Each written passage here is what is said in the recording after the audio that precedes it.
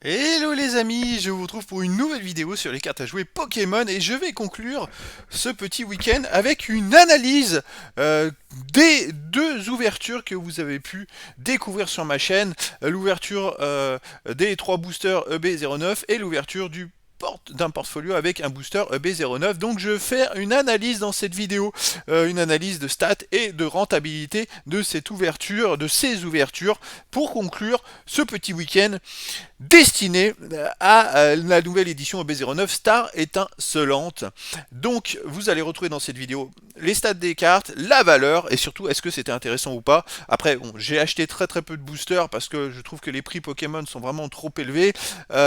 Donc après il y a vraiment une part de trop grande part de chance on va dire sur ces ouvertures. Voilà, donc j'ai remis sur le côté l'ouverture des trois boosters en même temps que je vais commenter cette analyse. Allez, c'est parti, les amis. Donc, le prix 6 euros le booster et 20 euros avec celui avec le portfolio, ça fait 38 euros dépensés. Ce qui me donne pour les 38 euros 4 boosters EB09 Star étincelante et un portfolio. Alors, qu'est-ce que ça donne en termes de stats? En termes de stats, alors vous savez qu'un booster contient 5 cartes communes, 3 peu communes, une carte premium, une carte rare, holo rare ou ultra rare, une carte à code, une carte énergie. Contenu des deux vidéos, ça fait 20 cartes communes, 12 cartes peu communes, 4 cartes reverse, 4 cartes rares, holo rare, ultra rare, 4 cartes à code pour le JCC Online, 4 cartes énergie et un portfolio. Un portfolio aussi, ça c'est intéressant. Même si c'est pas celui de l'édition, c'est un portfolio. Je pense que c'est les invendus, ils mettent un booster avec.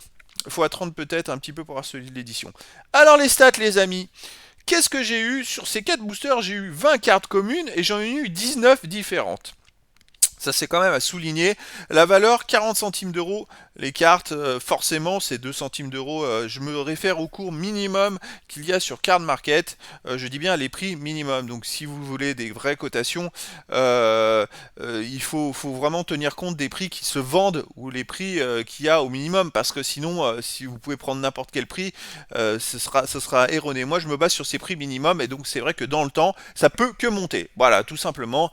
C'est pour vous donner un ordre d'idée. Par exemple, s'il n'y a qu'une carte en vente à 2 centimes et que toutes les autres sont en vente à 50 centimes, c'est clair qu'il va vite y avoir un acheteur et après les prix vont monter. Voilà, c'est un titre d'exemple.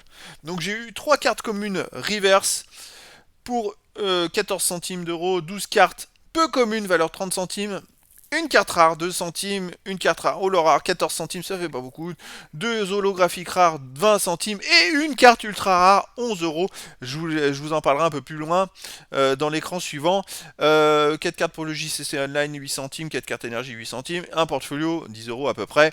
C'est une estimation, voilà, tout simplement. Ce qui représente 21 cartes différentes communes, 12 cartes peu communes, enfin bref, au total c'est 38 cartes différentes sur les 216 de l'édition parce qu'il y en a bien 216, ce qui fait 17,59% des cartes. J'ai eu d'ailleurs 50% des communes, parce qu'il n'y en a que 42 dans l'édition. En fait, ce qui est difficile à voir dans ces éditions Pokémon comparé à du Magic ou du Yu-Gi-Oh, c'est qu'il y a très peu de cartes communes en proportion avec la totalité des cartes. Là, c'est beaucoup de cartes ultra rares, secrètes rares.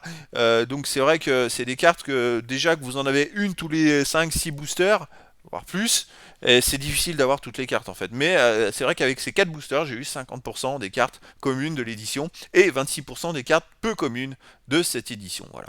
Même les holo rares, bon, je suis bien tombé, j'en ai eu 2, j'en ai eu 20%, il y a 2 sur 10. Donc si vous voulez, au total sur l'édition, j'ai eu 17% des cartes de l'édition avec seulement 4 boosters. Voilà. Après, c'est difficile de faire mieux, de toute façon, vous pourrez avoir éventuellement avec une dizaine de boosters, peut-être toutes les cartes communes et peu communes, une grosse partie. Mais voilà, c'est pas non plus. C'est très compliqué. Et vous voyez, avec 4 boosters, j'ai même eu une carte commune en double. Alors, la valeur. Allez, on passe à la valeur, les amis, maintenant. Parce que ça va être intéressant de découvrir ce que ça représente. Hop, c'est parti. Donc, prix d'achat 38 euros. 3 boosters 18 euros. Un booster fait un portfolio 20 euros. Et la valeur d'ouverture totale de ma valeur d'ouverture, c'est 22,36 euros. Encore une fois, la rentabilité, moins 15,64€, elle est nulle, la rentabilité, c'est pas terrible. Et pourtant, comme vous pouvez le voir, j'ai eu cette fameuse carte Arceus V, qui a une valeur minimum de 11 euros.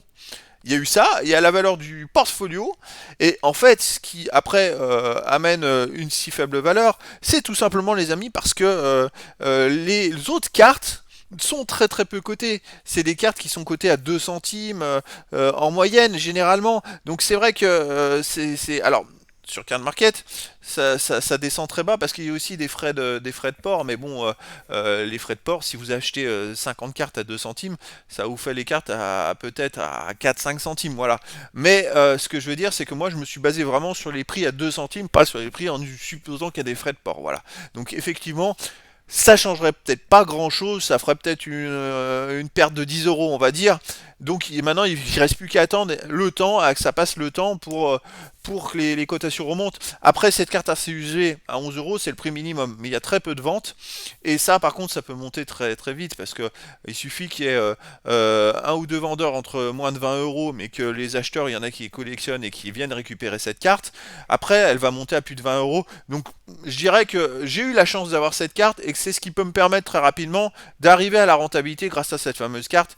Parce que les autres cartes, c'est pas terrible. Autant les acheter à l'unité. C'est vrai que les prix sont vraiment trop bas. Et encore une fois, quand vous ouvrez du Pokémon, c'est ce que j'ai pu constater comparé à du Magic ou du Yu-Gi-Oh! On est très loin des rentabilités, et même avec de la chance, là j'ai eu beaucoup de chance quand même d'avoir cette carte, je suis encore loin de la rentabilité. Il faut avoir énormément de chance pour avoir une carte qui coûterait plusieurs dizaines d'euros, 30 ou 40 euros, et être sûr d'être rentable.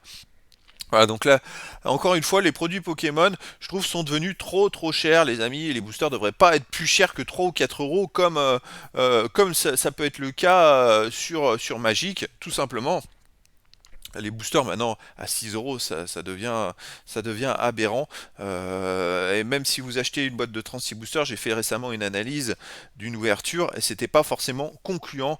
Donc les amis, voilà, c'était de toute façon très bien de pouvoir vous présenter cette nouvelle édition.